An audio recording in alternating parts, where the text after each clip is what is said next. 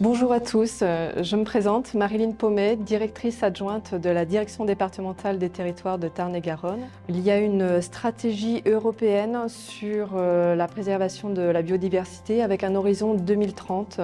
Donc une stratégie, un plan global avec effectivement cet enjeu à moyen long terme pour récupérer la biodiversité et inverser la tendance actuelle qui est la dégradation de tous nos écosystèmes. On a eu la chance, l'opportunité avec le plan de relance qui a mis 250 millions d'euros sur le sujet pour la restauration de la biodiversité, dont le projet qui nous préoccupe particulièrement, cet aménagement écologique d'un ouvrage routier non dédié initialement à effectivement la faune, mais pour permettre de récupérer cette continuité, ces déplacements des grands gibiers et plus petits gibiers. Un programme via Fauna qui a permis effectivement de mettre une centaine de techniciens scientifiques autour de la table pour partager la connaissance entre ces aspects, les interactions entre la faune et effectivement ces grands linéaires de transport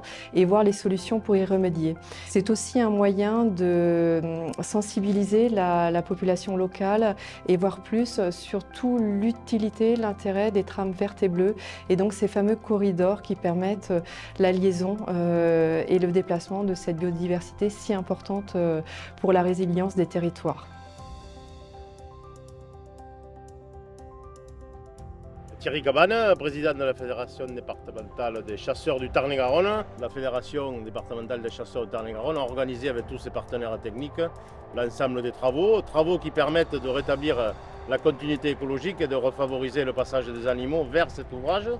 L'ouvrage a été lui-même refait afin que les animaux passent sur des bordures en terre au lieu de passer sur des bordures en béton.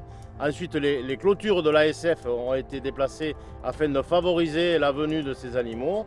Et le troisième gros point sur les travaux, ce sont les plantations qui seront réalisées afin de permettre d'avoir une continuité forestière et écologique tout autour des deux côtés de l'ouvrage. Le conseil départemental entretient depuis plusieurs années des relations étroites avec la Fédération des chasseurs du Tarn-et-Garonne. Ce partenariat est particulièrement actif pour mener des actions environnementales, celles en direction de la préservation de la biodiversité notamment.